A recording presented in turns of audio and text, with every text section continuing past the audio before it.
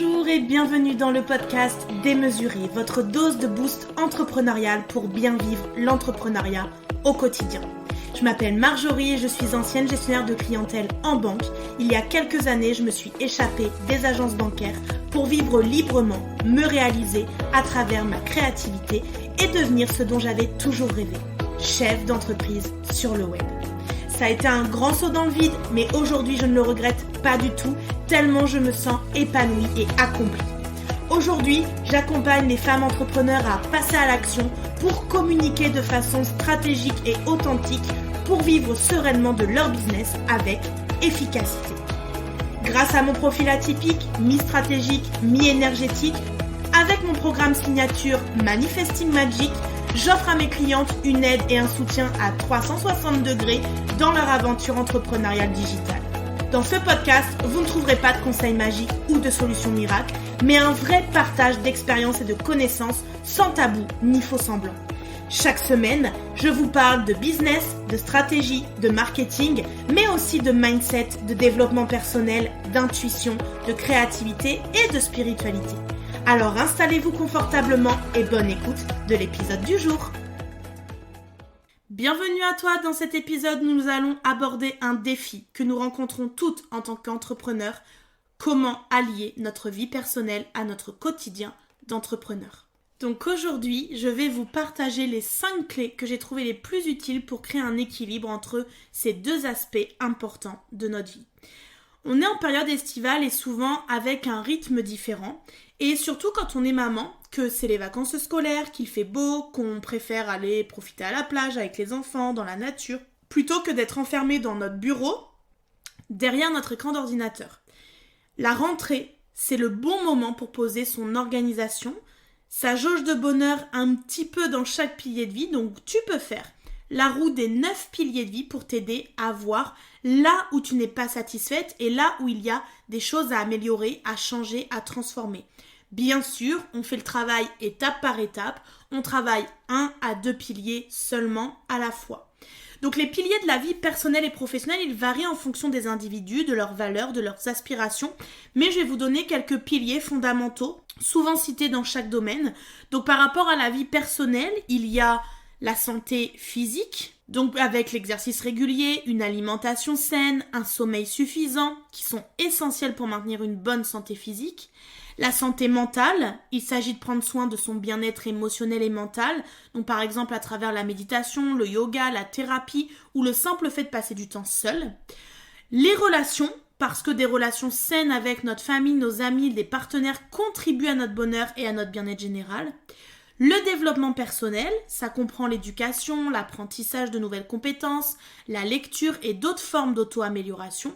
Et enfin, les loisirs et les passions pour avoir des activités qui vous passionnent, qui vous rendent heureuse, parce que c'est crucial pour l'équilibre de la vie. Et d'un point de vue professionnel, il y a le pilier de la compétence, donc ça implique le développement et l'entretien de nos compétences professionnelles. Ce qui est autour du réseau, donc le fait d'établir et entretenir des relations avec des collègues, des mentors et d'autres professionnels de notre domaine. L'éthique de travail, ça comprend notre détermination, notre diligence, notre attitude envers le travail. L'équilibre du coup travail-vie personnelle, donc trouver un équilibre entre les deux, c'est essentiel bien sûr pour éviter l'épuisement professionnel. Et le développement de la carrière, où il s'agit de la progression dans votre carrière professionnelle, soit en montant dans la hiérarchie, soit en acquérant de nouvelles compétences ou en changement aussi totalement de domaine. Et dans tous ces piliers-là, ce que l'on veut, et c'est notre but que l'on trouve vraiment essentiel, c'est trouver un équilibre entre eux pour mener une vie saine et épanouissante. Du coup, la première clé que je peux te donner aujourd'hui, c'est la planification. Quand nous sommes entrepreneurs, notre travail peut facilement empiéter sur notre vie personnelle. Donc pour éviter ça, ça va être essentiel de définir des horaires de travail précis, de s'y tenir autant que possible et vous allez vous assurer de planifier du temps pour vos loisirs, vos amis, votre famille et pour vous-même. Un bon équilibre de travail-vie personnelle va commencer par une bonne planification.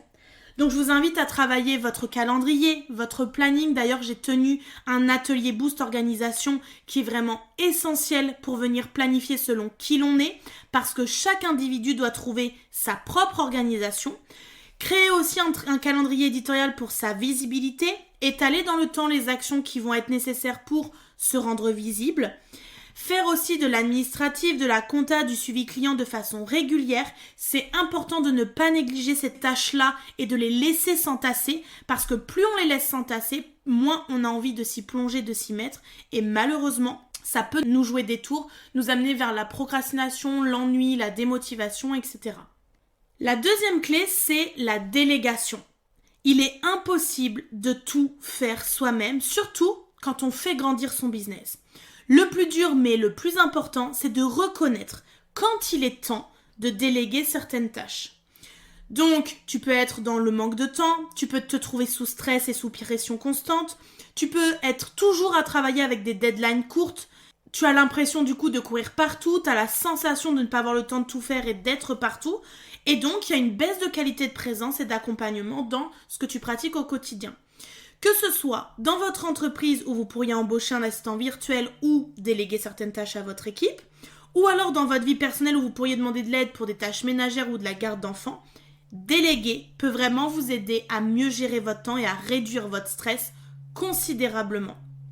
Et d'ailleurs, ici, il y a souvent une question qui se pose, c'est le nombre d'heures qu'on doit prendre, le prix que ça coûte versus le chiffre d'affaires ou le salaire qu'on va avoir pour avoir cette personne et avoir du temps aussi passé sur notre expertise et la charge mentale diminuer. C'est vraiment un calcul à faire, mais la santé mentale saine n'a pas de prix. Moi, je l'ai vu quand j'ai eu Elio, mon petit garçon. J'ai tout de suite pris une femme de ménage et ça a été vraiment d'une grande aide, d'un grand soutien. Puisque pendant qu'elle était là, je profitais de mon enfant. Je lui faisais le bain, je lui donnais le sein. Je pouvais jouer avec lui, je pouvais préparer des bons repas, équilibrés. Bref, ça me permettait vraiment de faire autre chose de beaucoup plus qualitatif et qui m'apportait quelque chose de beaucoup plus qualitatif pour moi, mais aussi pour ma famille. Et puis ensuite, quand on a décidé d'avoir une nounou à la maison, du coup, j'ai délégué aussi certaines tâches dans notre maison, dans notre vie familiale à la nounou. Et donc ça permet de lui donner des responsabilités, ça permet aussi de lui remplir son emploi du temps pour l'avoir sur des grandes journées. Et puis ça permet aussi à moi et à mon conjoint d'avoir le soir des moments beaucoup plus de qualité dans notre vie personnelle. Et puis dans mon business, très vite, comme il a grandi très vite, j'ai pris des assistantes. J'ai commencé avec une assistante virtuelle à distance. J'ai pas forcément trouvé mon compte. Alors parfois il y a le fait que c'est pas forcément la bonne personne, il n'y a pas forcément le bon feeling, ou alors les tâches qu'on demande sont pas forcément bien exécutées parce que c'est pas son domaine d'expertise. Donc il y a beaucoup de choses à voir autour de ça. Mais après Covid et la solitude du Covid, j'ai décidé d'avoir une assistante en présentiel. Donc j'ai cherché une assistante dans les entourages qui vient travailler avec moi au bureau 1 à 2 journées par mois pour vraiment venir me soutenir dans les tâches administratives, comptables, la création de contenu, terminer des projets que moi je ne termine pas parce que ça fait partie de mon énergie aussi en tant que manifestor. Donc elle m'aide vraiment à aller au bout des choses, mais le calcul est très clair, ça me coûte de l'argent, c'est un investissement, mais c'est un investissement pour ma bonne santé mentale et ça, c'est essentiel. La troisième clé, c'est la présence. Lorsque vous travaillez, soyez pleinement présente et concentrée sur votre travail. Et lorsque vous passez du temps en famille ou avec vos amis, soyez pleinement présente avec eux. Il y a des techniques comme la méditation, la pleine conscience qui peuvent nous aider à être plus présents dans chaque moment.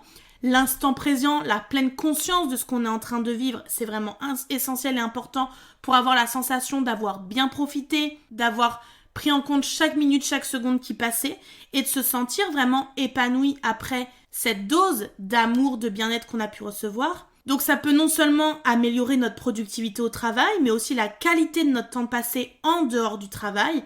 Et une femme entrepreneur qui est épanouie, c'est une femme qui s'assume, qui prend soin d'elle, qui passe du temps en famille, en couple, avec ses enfants et avec ses amis, et c'est des moments de qualité.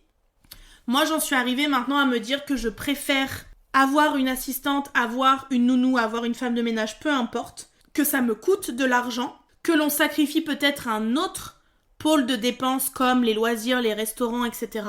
Mais qu'à côté de ça, je profite pleinement de mon fils, de ces moments où il grandit, de vivre des instants en famille, de partager des instants avec nos amis et d'être vraiment dans ce partage, ces moments de qualité que l'on peut tous vivre ensemble et qui nous font tous du bien ensemble.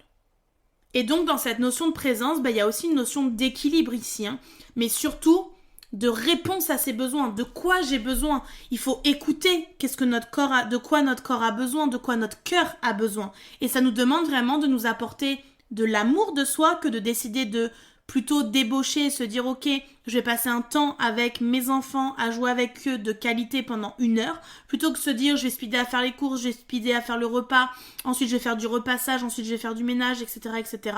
Et ça nous amène à la 4e clé qui est le self-care. Il est essentiel de prendre soin de vous-même pour prendre soin de votre entreprise ou de votre famille. Et donc ça peut inclure des choses comme faire de l'exercice régulièrement, manger sainement, prendre du temps pour des activités que vous aimez vraiment profondément, ou même simplement prendre le temps de vous détendre et de vous reposer. Et quand vous prenez soin de vous, vous avez plus d'énergie et vous êtes plus à même de gérer les défis qui se présentent à vous. Donc moi, ce que j'aime faire au quotidien, c'est avoir un temps dédié pour moi, où je vais faire un tirage de cartes, où je vais lire, où je vais prendre un bain de soleil, où je vais faire du coloriage, où je vais écouter peut-être de la musique et danser, ou alors je vais écouter des sons binauraux pour augmenter mon énergie. Cuisiner me fait du bien et me fait plaisir parce que c'est un instant de partage ensuite avec ma famille. Prendre un bain salé aussi par exemple, je sais que ça fait beaucoup de bien à mon corps. Bref, tout ce qui va pouvoir vous permettre de vous sentir bien. Vous créez une petite boîte à ressources où vous saurez que ça vous fait du bien de faire ça, vous apportera l'amour, l'énergie, la confiance nécessaire pour pouvoir gérer au mieux les défis qui vont se présenter à vous, mais aussi pour pouvoir prendre soin des gens qui vous entourent et de votre famille. Et donc pour moi, toutes ces clés ne vont pas sans la dernière clé, la 5e, qui est le soutien. Avoir un réseau de soutien qui est solide, ça peut faire une énorme différence dans notre capacité à équilibrer notre vie personnelle et l'entrepreneuriat. Ça peut être notre famille, ça peut être nos amis, ça peut être d'autres entrepreneurs, un mentor, un coach, peu importe.